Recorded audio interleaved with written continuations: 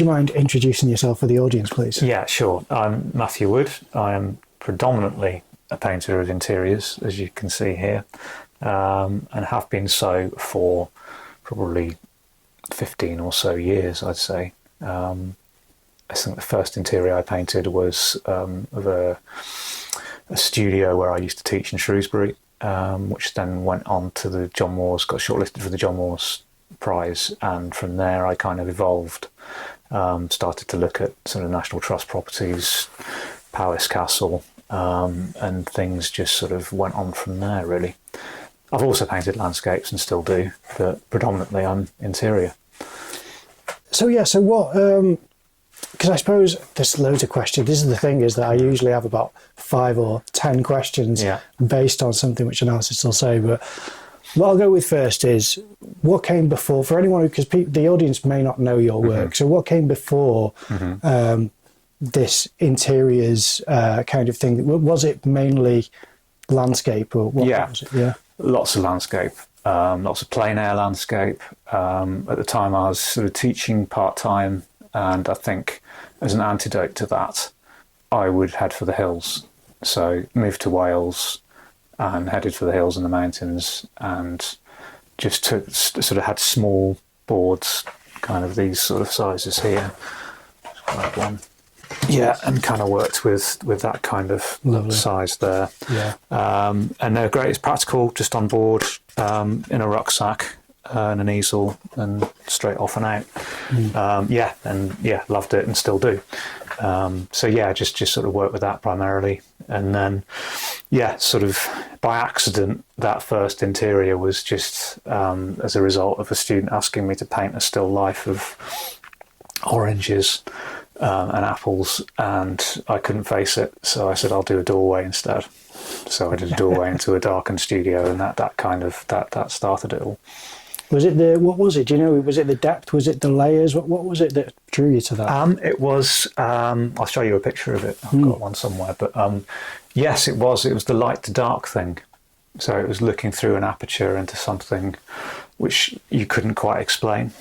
So it was. Yeah, it was a darkened studio, so you could sort of make out maybe a table or a chair.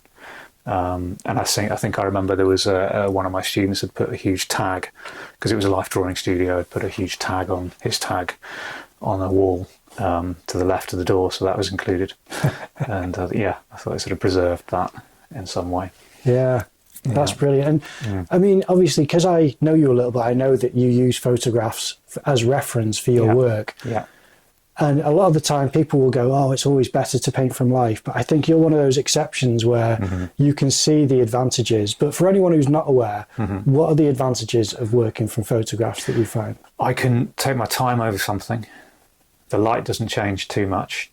So I can sort of focus in on something to however long I want to.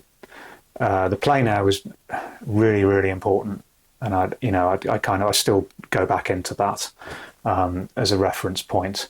But the practicalities, I suppose, of being in a place or getting to that place and painting there, you've got 2 hours driving, 2 hours driving back, and so on, which is fine. But obviously, that's 4 hours that I could be spending in the studio painting. But I think you've got to have that direct experience of being in a place for either, whether you're working for photographs or from life, obviously. So you've got to be actually there, walking around. I do a lot of drawing, sketchbooks and so on, so it's about making notes of things. So yeah, I'd say kind of, they're both equally as important. I only know what I want from the photographs because of the plein air paintings that I've undertaken. And I can sort of be quite quick at being able to take photographs and capture things. And often with the photographs, you can kind of have a lot more sort of happy accidents of, often some of the photographs I'll reference are ones that I've just accidentally taken or quickly taken, and I've got them back on the screen, and it's like, actually there's something there that I probably wouldn't have seen if I was just painting one particular view of a place all day. So yeah, it's kind of, swings and roundabouts. I know there's a few purists that would say it's got to be plein air, or a lot of people that say it's got to be photographs, but I think you've got to balance it and balance things as you go. If there's anything that I've learned, it's that there's no hard and fast rules for everyone. Everyone makes their own do's and don'ts. And speaking of which, do you have rules? Have anything where you say, I'll never do that, or I'll always do this, or? To a point, yeah. I mean, it's kind of, you've got to break the mold sometimes, I think. Like the painting I've just been painting now has reversed the light, or just to try different things out. And I think basically working for photographs allows me to take a step back and not be under pressure to make it work in one sitting, or to kind of, it's got to work. It's like, okay, I can paint it for a bit, I can stick it on the side on the shelf and go back to it when I want to. I mean, it's kind of obviously, with me, it's all about light. So I am drawn to windows and doorways and reflection and things like that. So that's like kind of my go-to thing, or the thing that will catch my eye. But often, sometimes, try something different. I mean, what I tend to have are lots and lots of bits of board of this kind of size kicking around. And it's really nice to kind of go back to just getting something down really quickly in the style of plein air. Maybe obviously in the studio at the end of the day or something like that. And it's like, right, I'm going to capture this really quickly and just try and get down to the essence of it. And often they work in a very loose kind of way. And then obviously some of the larger pieces, I've worked into them a bit more to kind of get them to a standard that I like. But I think it's just trying to say something about a place, really, about that relationship between light and dark and what's going on. And what is it about National Trust properties that drew you to them? I think it's the age of the properties. It's the light.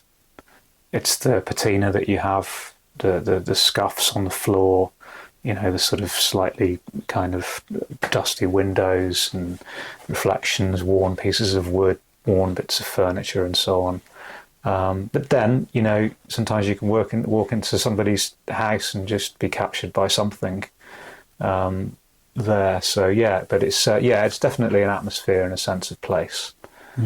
Definitely. Well, I had the advantage of taking a couple of workshops with you in Nantclwyd y Dre and Ruthin, which was a great insight, because as much as there are certain things that you did for the class which I was familiar with, just like you got us to do a kind of sense of a colour wheel, to the extent of you got us to do the primary colours and then the grayscale of those primary colours, and then mix in a black, which was very interesting. Can you explain for anyone who's watching or listening why you got us to mix a black from a grayscale to black, I should say? I think obviously without black paint, it's quite a skill in itself just to work with a limited palette and to get those dark tones, and also to understand that dark tones aren't just on a scale of black and white, that you can have a bluey grey or a greeny grey or an orangey grey or whatever, or a browny grey, and you can and that they're always in relative to each other as well. So, you offset one colour against another and they'll explode or they'll kill each other off. So really that was kind of what that was about.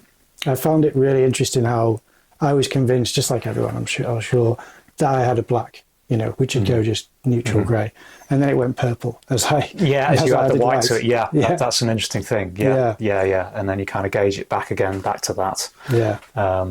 And work with it like that. And I think it's just it's a good discipline. Colour mixing is fascinating, really, because it is relative to all the colours around it, and it's an interesting thing. And then a really good exercise of colour matching with a couple of things in the room, which I found interesting because I felt like I'd practiced that several times, although there's never going to be enough. It's always worth doing that more and more. And I found that the lady who was sat next to me had got a fairly good colour match, and then she'd started to add detail, which is kind of beyond what's required for that type of a process, really, isn't it? So, because the idea, I imagine, is more when you squint your eyes, the colour that's being made from the mid-tone and darker tones are what you're trying to capture as a unified tone. You can add too much to things. And often if you just blur your eyes, you'll just get the essence of what it is that you're trying to capture. And it depends what the focal point in the painting is as well. Do you need to kind of go into that amount of detail for everything around it, or is it just something that you want to focus on? Because that's a really important factor for the work that you do, is that the accuracy of the toned down colours in order to not have something too highly saturated. And it's a real, masterwork of greys, I'd say, because that is what you're really doing, to describe everything in a realistic sense and allowing certain colours to be more dominant, so that it actually shows a sense of light. Did that take a long time to kind of get that? Did you get that surely from your plein air work? That was more difficult than your interiors, which have that, or not more difficult, it was not required as much as it would be with interiors. I think the aerial perspective that you get with landscape is a really interesting thing, and I was always drawn to that with landscape. It was almost, for me, with landscape, the thing that interested me most was the distance, what's going on in the distance.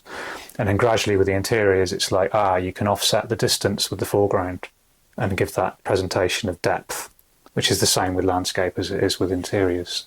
And tonally, it's like, you're spot on. It's kind of, it is a huge grey area.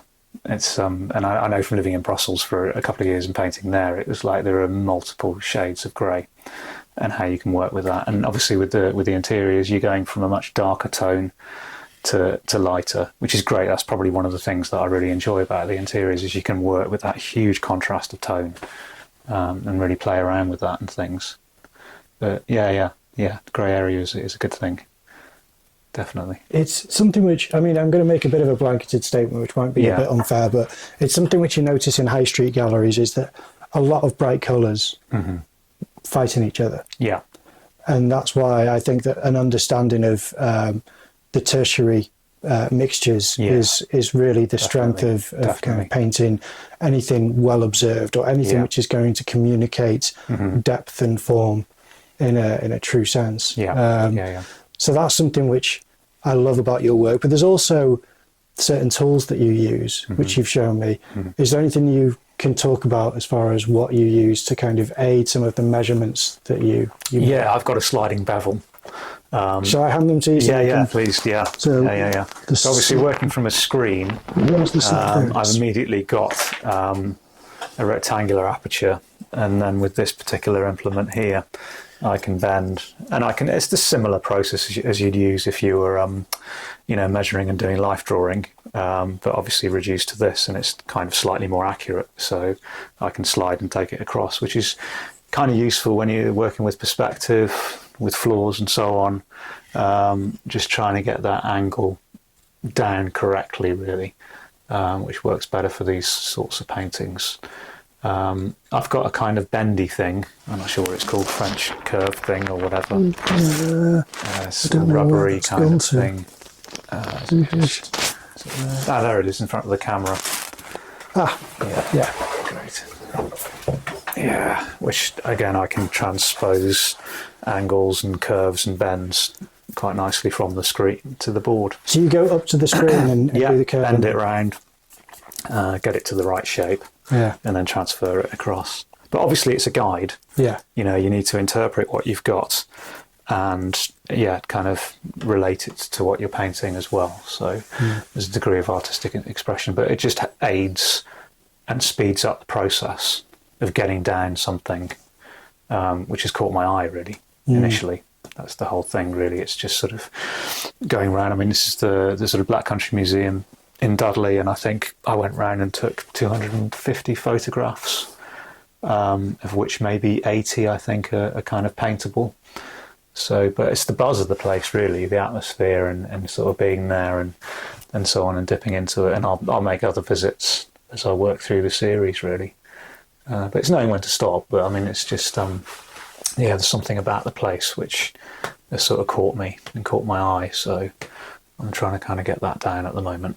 Yeah, there's always areas in figurative painting that I think become somewhat abstract, and I always find it interesting to see how the artist feels about that. Because when I paint, I always love the idea that a really abstract form can suggest something just with a little touch which suggests light, and then so is that something which you feel that you're playing with a lot, is kind of almost tricking the eye to see things that aren't really there? Definitely. So certainly when you're looking through doors to windows and so on, where you're working with shapes, obviously I'm working with predominantly portrait formatted paintings because it kind of mimics the shape of the doorway that you're looking through, or the window, usually in historic properties. I mean, obviously with modernist architecture, you're going to be kind of working the other way, with a lot of windows and apertures. So yeah, I think that's important to kind of play with that in some way. And yeah, and things, you can break them down to certainly abstract compositions, form, like positive and negative space, I suppose, is a thing, where you're going to have dark blocks and light blocks, and you could start to sort of play with that in one way or another. Is it something you consciously heighten or kind of lessen in order to guide you? Yeah, I mean, obviously working with the lens of a camera, you kind of, it will distort things. So you've got to be kind of aware of that and play with that in some way. So, I mean, for example, with this, you can see this is kind of quite an extreme, I think, taken with a wide angle thingamajig on the camera there. So it's something which I was kind of a bit wary of, but it seems to work. So I'm never going to try and hide the fact that I'm working from a photograph. At the end of the day, the painting at the end of the session, when it's finished, is what it's all about. No matter how you kind of get to that point, whether it's planar, whether it's from photographs, as long as the painting is working in some way, communicating something. So I suppose the camera helps me to achieve that in one way or another, and it helps me to achieve that because I can work in a studio and I can work efficiently with my time.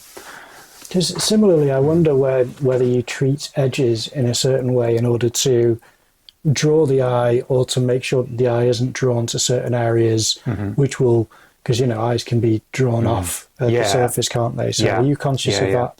Yeah, I mean, basically it's about the light, really. So there's always a focal point, and the focal point is usually through a window or a doorway. So yeah, it's kind of, when I start the painting, it's about the background first, and then working forward. I suppose my favourite bit is the floor, or the reflective surface, or something that's going on. And I think that's when the sort of painting starts to open up, once you start to get that down, because it's about the way the light carries through the space. And without the light, you wouldn't have what you have there in front of you.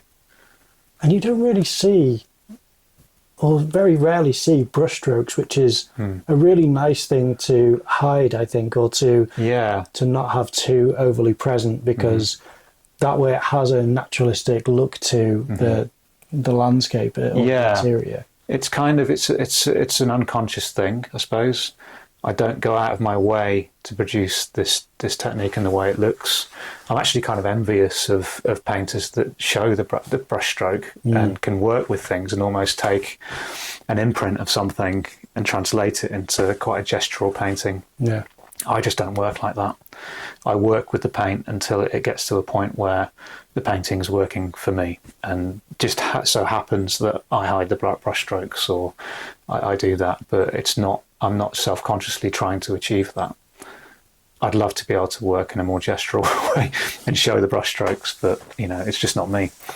Well, over the years, have you seen a trajectory that your work's on? Has it gotten more, dramatic, or more light and dark, or more loose? It's got definitely more descriptive and more figurative. I don't know whether you can lean across and grab that painting there. It's all dry. Yeah. So this is an earlier piece, a much earlier piece. Again, you can see there's an old landscape on the back.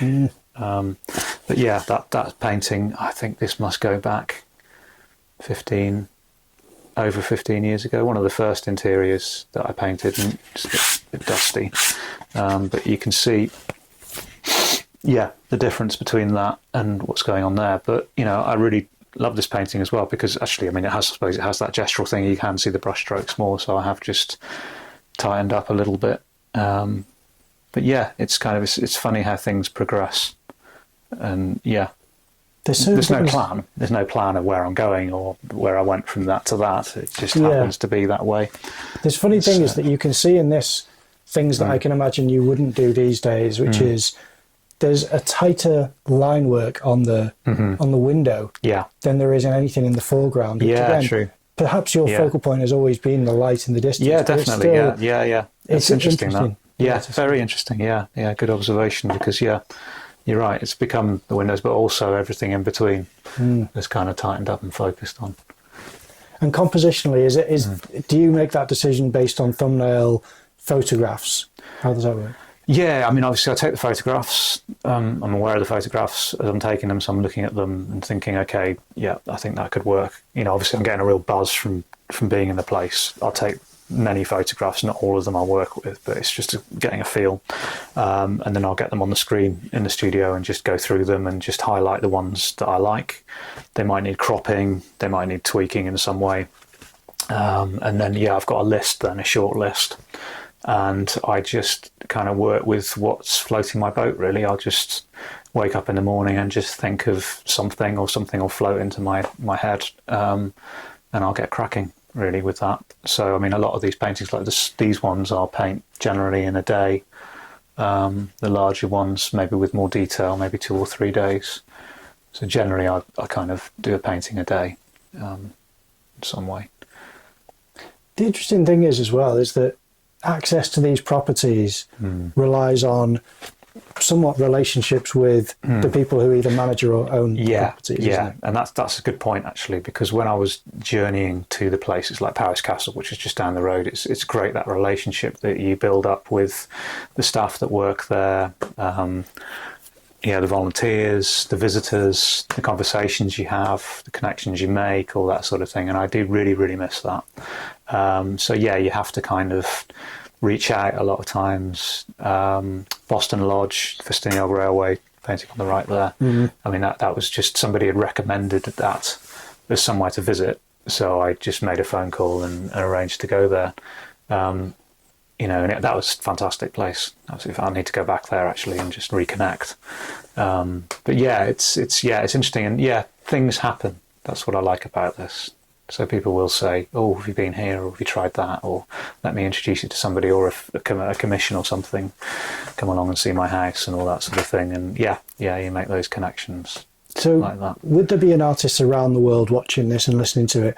Would you recommend they go to events to kind of network? Is there ways of meeting people beyond visiting the sites where you think there are opportunities to be? I mean, I think you've got to, I mean, obviously with a camera, you've just got to ask. You know, if you're going around a house, you've got to ask and say, look, is it possible for me to come and set up an easel, make a painting? And obviously that can be a bit difficult. People want to know, you know, you're going to make a mess, you know, what's going to happen. So you need to sort of convince them. I mean, when I was painting in situ, it was always with a sheet on the ground and, you know, being very careful not to splash paint everywhere and things like that. But, also draw, obviously go around with a sketchbook, make some drawings, have something to show them what you do, what your vision is and what you can do.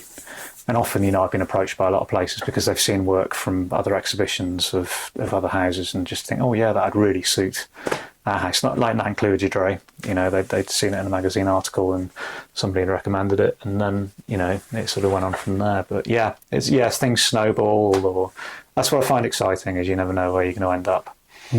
Yeah. Well, I have always said, I don't know how often I've said it on the podcast, but I've said to people that when I used to skateboard, doors would close with a skateboard in my hand, whereas with a sketchbook in my hand, doors open. People welcome me in. You're an artist. And, I don't pay the fee. You can just come into this museum. And it's been quite, pleasant to see. It's amazing, the generosity of institutions and people, in allowing you to do those things. Definitely. It's a real insight. And like you said, the generosity it's really heartwarming to see that if you're mindful of the surroundings and aware of, the respect for the surfaces and for just for the atmosphere and environment. Definitely. Then it's reciprocated, isn't it? So that's lovely. And so what is it you're working on currently? So currently it's the Black Country Museum, which you can see here behind me, and a little mini series. I'll just grab them and move them across, of Bangor University. Wonderful. Which caught my eye. And again, this is the benefit of going with my son to an open day, and literally being able to take photographs, because I can kind of take the photographs, get back and work on them. And So these are sort of 4. There will be more, I think. These are going to Ffin in Llandudno. Yeah. So again, it's the window, the staircase, the light, the atmosphere of the building, really, built in 1911, known as the College on the Hill. So yeah, and it's just got that sort of institutional feeling to it, but obviously its sense of place is obviously because it's in Bangor, it's near to the coast and so on, and the light on the floors, which are kind of interesting because it's sort of like a cast concrete or something, but it's very intriguing. Now, we've discussed this already, but I'm sure that some people will notice that you managed to capture these without any pedestrians in there. Yeah, I do. Yeah. That's a conscious decision. You know? It is a conscious decision. I would find the figure a distraction in these. Really, it's about the building and it's about the light. But occasionally, figures do come into things. But I think, I don't know, I kind of get drawn to the stillness of places and the timelessness of things. So I think, without the figure, that enables that to come across more effectively. Occasionally, people do appear. But it's not for a lack of, love for, because I mean, I've seen your painting of your son up there, which is a lovely painting. It really is beautiful. So you really do have that, ability to introduce, just portraiture, if that's what you felt like doing. But it's obviously a dedication, a commitment to this interior study. And again, not many carpet. Well, I don't think, and if I've ever seen you do a carpet, you do rugs, but I don't think I've seen you do. No, I kind of sometimes I find carpets, particularly your sort of shag pile carpet, sort of kills the light. But I have included them in some. I think Western Park there were a few carpets there. But I do like a good rug with a pattern on it. Bit of a challenge, but it's knowing when to stop. I think with those sorts of things. But a good rug I think will enhance something about things. Yeah, it is. It's always you don't shy away from making something a bit more intricate and difficult at times, whether it's angles or whether it's the intricate brickwork or and like you said, a rug. If it's kind of patterned rug, you're more inclined to include it than a flat. Just plain rug, aren't you? Really? Yeah. And you can often these rugs have lines that kind of aid the perspective, which all work towards moving out and away from the scene towards a window or a doorway. So anything that enhances that, I think, is important. Yeah. Now, I did mention as well earlier when I came in, I should stop saying that because people know that we had the conversation, but I have an appreciation for the arrangement of tonal values and how you do that. Is that something which took a while for you to develop, or have you always had this sense of arranged lights, midtones, darks, midtone darks? I think I've always had that sense. Again, it goes back to the landscape, an aerial perspective, and I was just obsessed with that sort of sense of distance that you can get in landscapes, and as things get darker as they move towards you. So I've just translated that into interiors, which is obviously you get less of the aerial, but you can kind of position yourself and look from dark to light or dark, light, dark, and kind of like play around with that a little bit. So really, I mean, I suppose with this, you can see that with the window and the tonal variation between the tower in the background and the floor and the tiles here on the wall. I go out of my way to look for that, definitely. And again, with what you see through a window is kind of something that you don't want to describe too much. I like the viewer to kind of make their connection there in some way. Yeah. I just want to take a minute to talk about the patrons for Painting Insights podcast. They are fantastic support for the podcast, the reason it's still going as well. But I also want to mention that every month we post a bonus show to our Patreon channel. And recently I was fortunate enough to spend the day out with Rob Poynton as he painted one of the landscape paintings that he made in North Wales in 2025. And I joined him on a day when it was quite stormy weather. He said it was some of the worst weather conditions he's painted in, and I managed to capture that on camera. may sound awful, but it was quite a privilege to see how he does what he does in those conditions. If you're interested in that story, that will be exclusive to Patreon, so I highly recommend checking it out. It's the price of a cup of coffee, and it means the world to Richard and I for supporting the podcast. I really genuinely want to thank everyone for watching, liking, commenting, subscribing, but especially to the patrons. They really do prop us up and keep us going. So if you can, check it out. The link will be in the description below.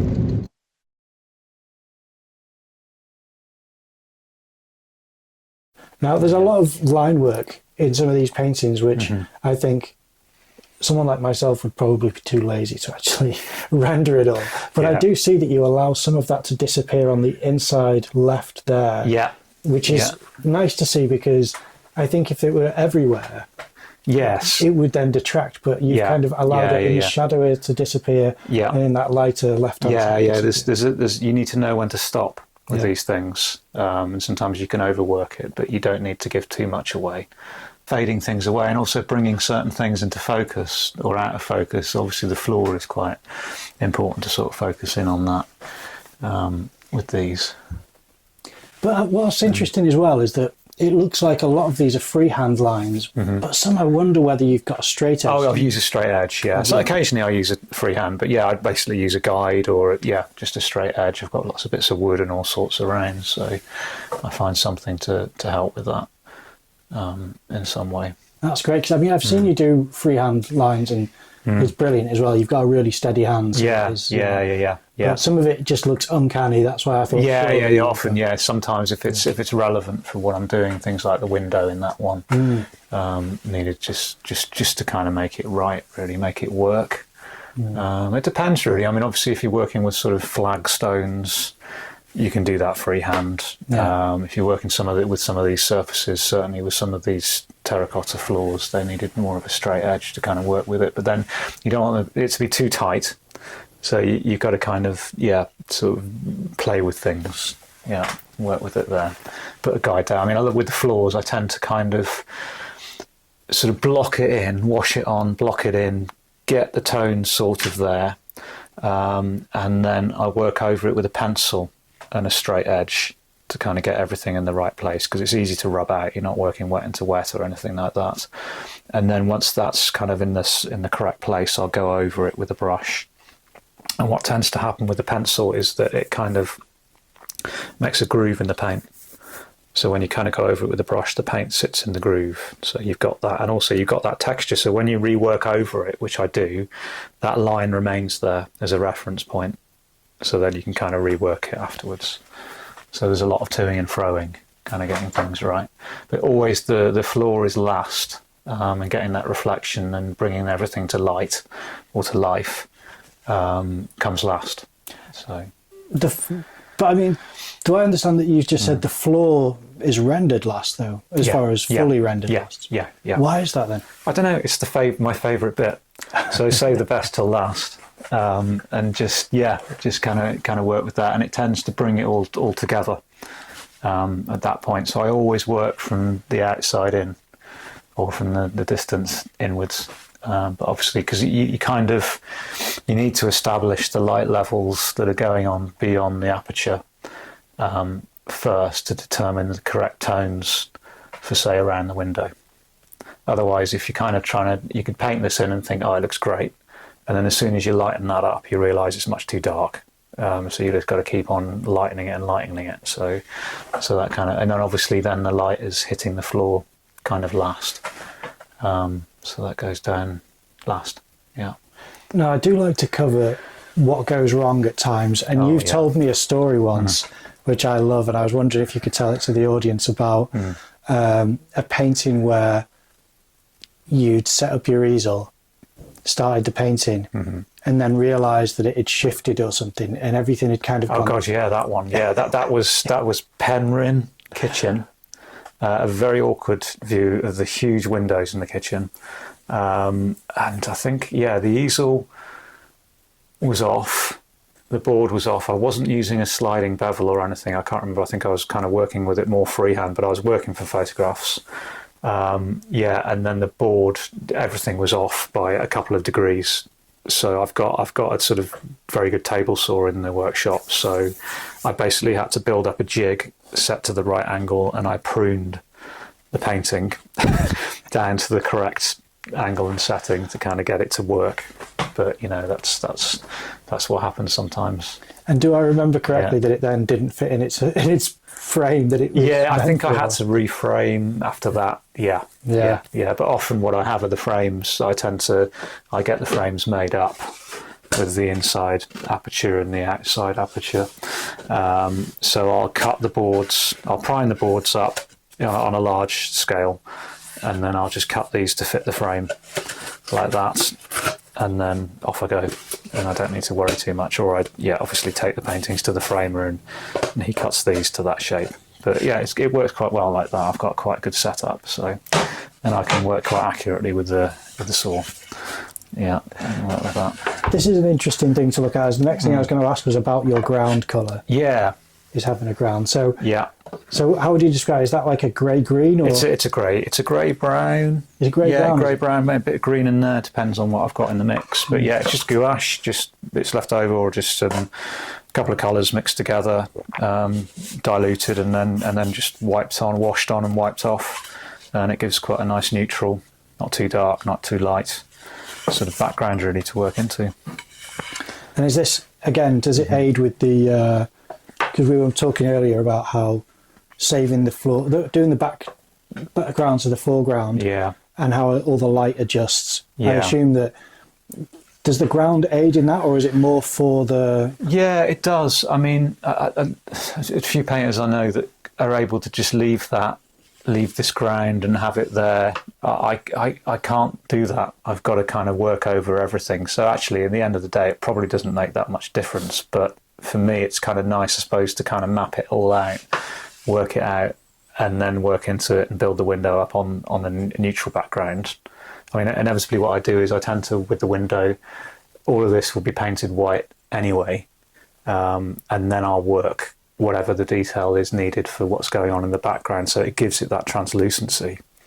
A bit like sort of John Brett, the sort of pre-Raphaelite that would deliberately kind of sort of paint his canvases white with oil paint so that they were tacky, and then work into them, so it gives that amazing sort of translucency to some of his works. So it kind of same sort of thing. We'll try to, obviously it's not wet into wet for the windows. So yeah, obviously then the grey of this will sort of work against or work with the kind of neutral greys that you get there. But I wish I could kind of leave things sort of bare and naked, but I can't. I just have to kind of work over it in some way. I suppose that him doing that tacky surface, would that kind of give a slight sense of like an impasto sort of painting? Yeah, I suppose it would do. Yeah. I suppose that's the... And then the white would mix with what's going on top of it in some way. So just give that sort of intensity of light. Yeah. Have you ever had a different ground? Because some people do extreme colours of grounds. No, not really. No. Some people work on almost black, don't they? And then kind of work into it like that. I've never been drawn to that. No. It's a bit heavy for me. But great, great if it works for you, kind of thing. Oh yeah. Yeah. Yeah, everyone has a different way of doing it. And this is going to be maybe a stupid question, but it does make me wonder is there a limit to the locations that you can source these images from, where you think I'm going to start recycling locations because... Well, yeah, it's interesting you say that, really. No, there isn't now, because I can just get around with a camera. So I wasn't expecting Bangor University to be a thing, but it turned out to be a thing, because I literally just had the camera and I could wander around in 15 minutes and take some photographs and get a vibe for it. Whereas before I was travelling to places... there was a lot of energy involved in organising the trip, making the trip, and it kind of, you drive for 2 hours, you could paint for 6, and drive another 2 hours, and that's a day. Whereas now I don't have to think about that or factor that in to a painting day. It's just I get up, I paint, and just carry on until I feel like it, sort of thing. So, and obviously then, I've painted the Sherlock Holmes Museum in London just from one visit, and I produced a lot of paintings from that. You know, and that you know, that feel for the place is still there in my head. And I don't need to think about driving to London every time I want to paint the Sherlock Holmes Museum. I've just got those photographs on the computer. I can just dip into it when I feel like it. What I try not to do is repeat things. I almost feel like I should be destroying photographs after I've painted them, but I can't quite do that because I do like painting certain things. Must be a vast archive. Yeah. It's getting larger, and I need to back it up. It's just that's another issue now, is losing stuff. But yeah. Well, I like the fact that for your previous exhibition at Ffin, you had some train station pictures. Yes, yeah. That's Boston Lodge. The engineering works there. Yeah, that was great. Yeah. Being invited to I asked to paint there, but it's that's great. I might be thinking of something different then. I was thinking of the ones where it looked like I think you even said that you just jumped out of your car and took photographs at this place. Yes, those are the Nocturnes. Yeah, that's Landfair Crenion. Is that a train station, or was I wrong? Is that? Yeah, it was a train station. Yeah, you're absolutely right there. Yeah, and that was brilliant. That was on the way back from a workshop at Beaumaris. Really, really cold day. Really, really dark and cold on the way back. And literally just needed a bit of a pee and stopped and kind of then, that's interesting. And I wandered around, and that really floated my boat, actually. Just this sort of nobody being there, the whole place being open to wandering around, the darkness, the light, sort of reflections off a bit of snow and ice as well. Yeah, no, I enjoyed that. There's something almost impulsive about being drawn to a place after that, coincidence of just needing a toilet stop and basically going... Yeah, the serendipity. Yeah. That passing moment, which I'm used to with landscape and plein air. You play it right, the right kind of day, and you're just suddenly up, out and about, and you just happen to be in the right place at the right time. But often in that context, you can also be in the wrong place at the wrong time. So it's kind of like there's a lot of energy that goes into trying to sort of capture that. But I was really grateful for that. And I took a lot of photographs and kind of worked a few up from that. Could have carried on a bit, I think, with that. So, maybe that's something for the future. Cause again, I like the Nocturnes, and I mean, like when my youngest was doing football, and I was wandering around waiting for him to finish, and it was just night time and just walking around. There was lots of things which caught my eye. Yeah, which I might not necessarily have painted plein air because I wouldn't have had the time, the kit wasn't there or whatever. But with that, I can sort of wander around and take the photographs and shuffle through it at leisure. It does make me think about people who may be listening to the first episode of this podcast, or people who are less experienced artists who don't know maybe the merits of what you do. Why would you take your own photographs as opposed to sourcing images from online, for the benefit of people who don't know why you do that? I like to own the means of production for myself. I need to also, obviously, I think the most important thing is to have that direct experience with a place. I think that's so important. So you've got to be there, you've got to visit it, you've got to soak in that atmosphere, walking through that door, see the light, and kind of have a feel for something. That's really important. You've got to have a feel for something, and it's got to inspire you and so on. So and then how you respond to that is I think it's just as what's the word, kind of relevant, either working from photograph or plein air. But having said that, I spent 15 years or so just painting plein air, so I'd kind of had that experience. So I kind of knew what I wanted as a result of that from things, and also knowing when to stop. Not overworking things, not trying to kind of establish something that's photographic or something like that. It's about something else, really. Now, there is a conversation online about people sharing references, which I think is a healthy thing for people to do, for anyone who's either not able to get out and do that or something. Yeah. But the other side, which I heard from Tim Benson, which I thought was a wonderful point, was you're then painting someone else's inspiration. Yeah. Because they take the photograph because they saw it, and that's their observation that you're then inspired by, which is valid to an extent, but it's a different relationship between you and the subject. Definitely, isn't it? Yeah. I mean, I kind of did some landscape painting from photographs, but yeah, you just needed to be in the place at the time and yeah, take a lot of photographs and only 2 or 3 work, which is fine. That's the process. You know, and often, you know, there's a lot of commercial photographers of whales that do some really beautiful photographs, which I could look at and think, oh yeah, I could paint that, but I just couldn't, you know, because it's not my photograph, it's not my experience, and I'm stealing something, I think, from their vision, really. Yeah, I think it's really important to just have your own thing. Yeah, definitely.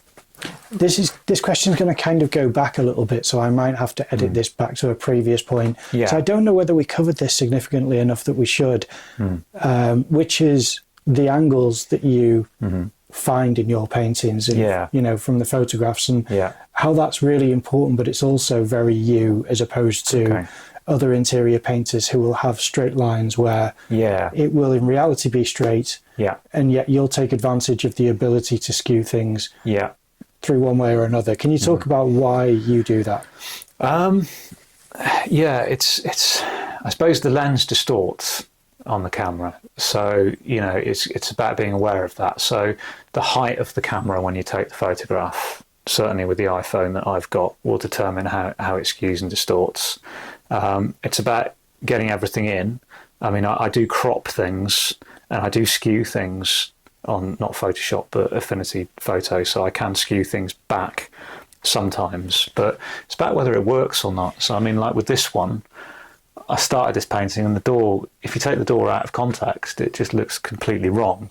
But you know, it's sort of counterbalanced by the fireplace here being at that angle, and it's all about the mangle. That's what the painting's about. Obviously there's a window behind there as well. So I don't know, it's trial and error.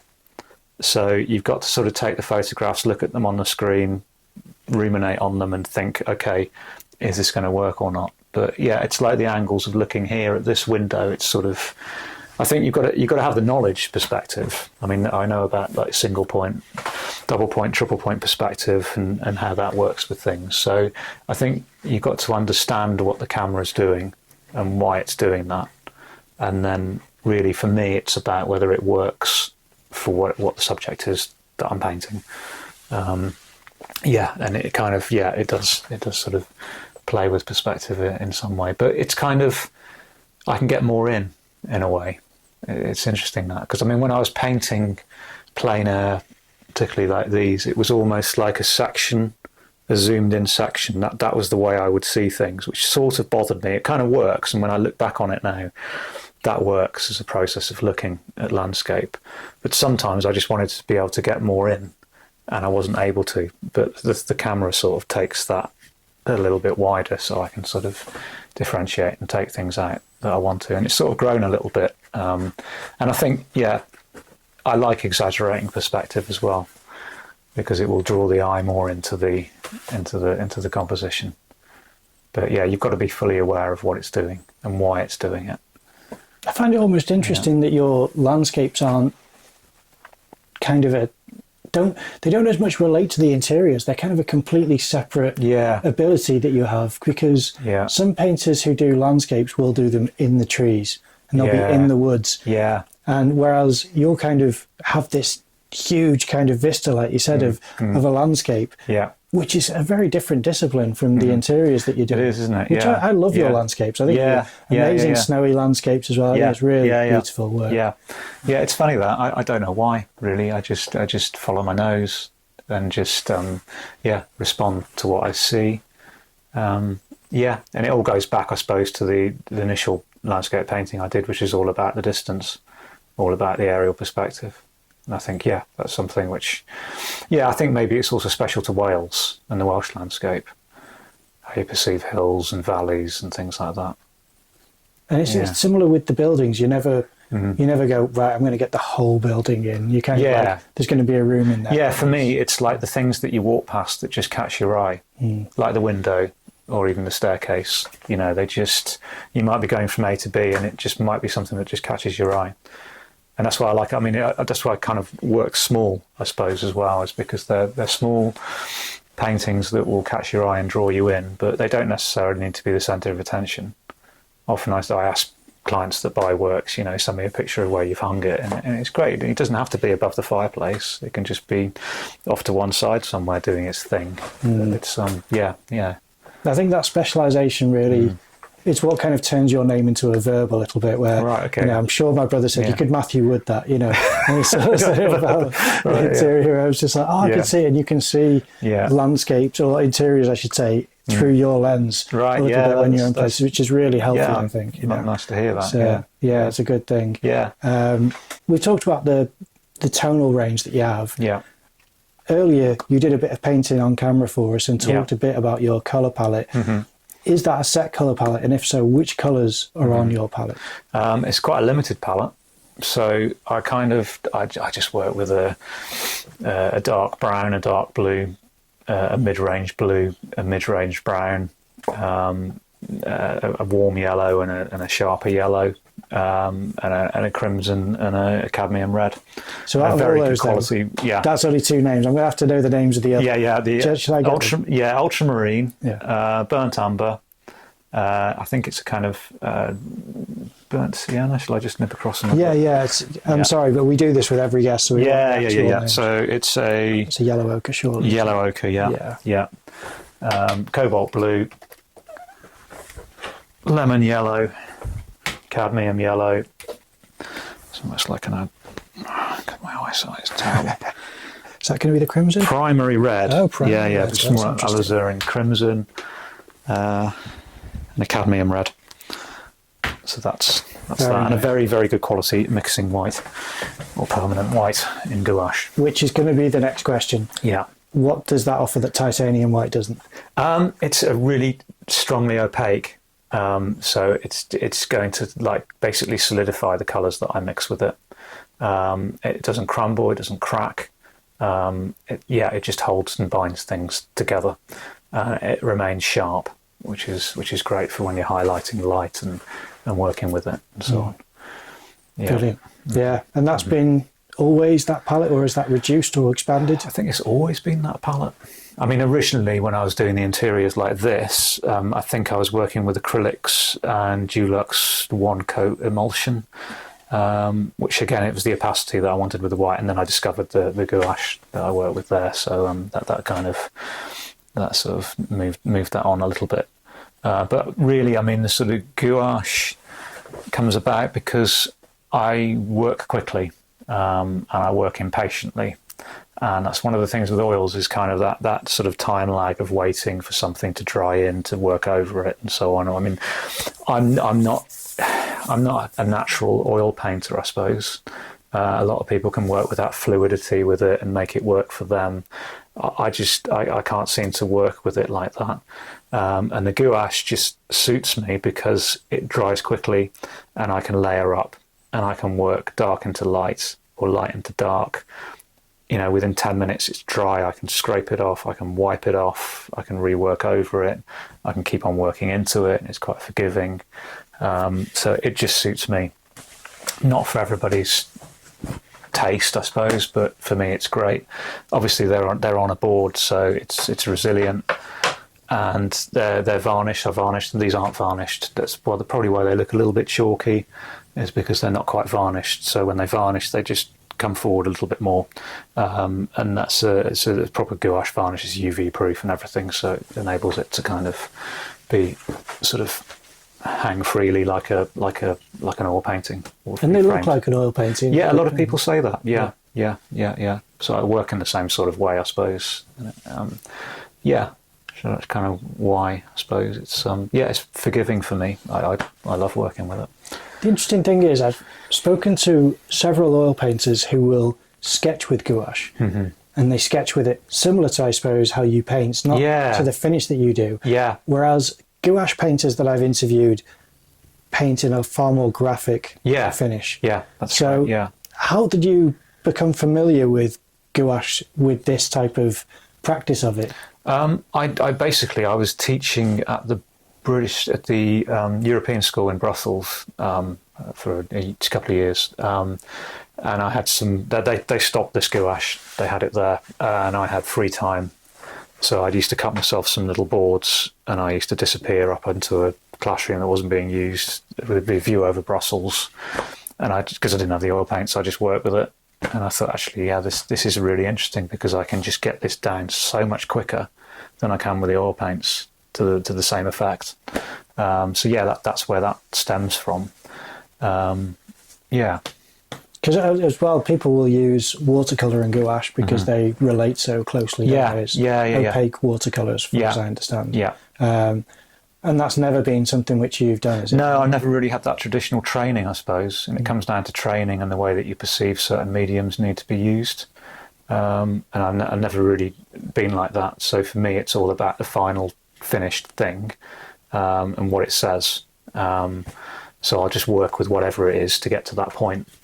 And I'm not really thinking about, gouache needs to be just primarily for design-based images or graphic-based images, and this is how you must work with it. I don't really think about it like that. I just think, right, I've got to get this down. I need to get that, so somehow, communicate that light and that structure. This is great. This works well for me because I can do this, this, and this with it.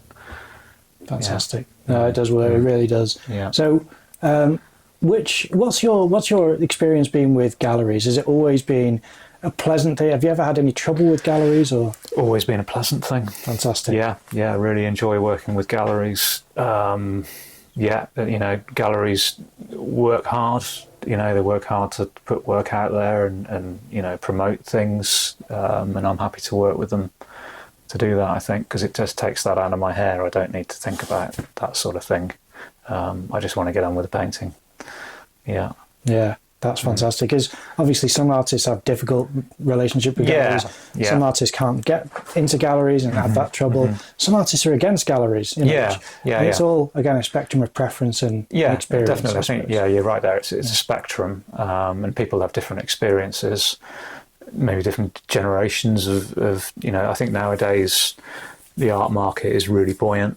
There's a lot of sales that happen. I mean, I always focus on, smaller pieces. I don't inflate the prices so much. I like people to be able to afford the work, and so on. Generally the galleries that I've worked with have been great like that, really. And do you also sell your work online as well as in galleries? Yeah, I do. Yeah. I mean, obviously I've got a website, got an Instagram link. Obviously people contact me for commissions and things like that, which is, fine. I really like doing that. That's good. Go and visit an interesting house somewhere. And it's always, just so anyone who doesn't know, work that's not earmarked for a gallery show, I imagine. Basically, yeah. I mean, I use Instagram to kind of showcase work. I quite like it, actually, looking back on Instagram, because it's almost like a portfolio of my work since I started the Instagram. I'm not a big poster. I certainly don't do daily posts and things. I tend to update it when I feel like it or when I've got something coming up. It's there as a reference for people. And obviously, with the commissions, people tend to see the work and then think, that'd work well for what we've got with our house or whatever, or barn I think I've got coming up. So it's great, and I enjoy that. Nip off and have a look at somebody's house and come up with something. Amazing. Yeah. For anyone who's not able to see your work in person, where online should people go to see your work and to support you? Well, all those galleries have web presence. You can find me on those. Obviously, my Instagram, Matthew Wood Paintings, and my website, www.matthewwoodpaintings.com. Fantastic. Well, again, that will be linked in the description, along with the galleries. I highly recommend everyone go and check it out. It's fantastic work. I've been a fan of Matthew's work for years now. It's been a pleasure to meet you through Ffin yParc. But I appreciate you being so generous with your time. Thanks for being a guest on the podcast. Thank you.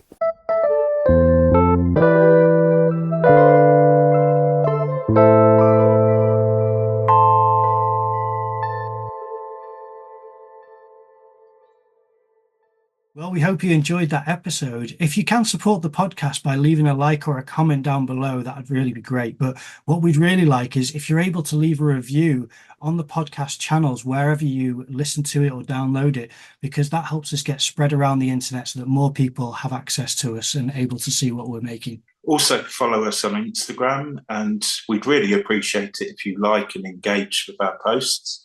Help get the podcast better known. Thanks for listening.